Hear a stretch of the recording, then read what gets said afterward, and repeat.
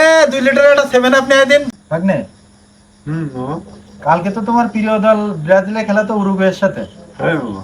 উরুগুয়ের FIFA ranking জানো কত? কেন 14? 7+7। এটা কি মাস জানো? জুলাই মাস মামা। 7 মাস। কালকে খেলা জানো কয়টায়? মামা 7টায়। 7টায়। ও তা কি বুঝতে যাচ্ছেন মামা আপনি? না কিছু বোঝাতে চাচ্ছি না। কালকে তারিখ জানো কত? 7 তারিখ। 7 তারিখ। কে যেন খেলতে পারবে না?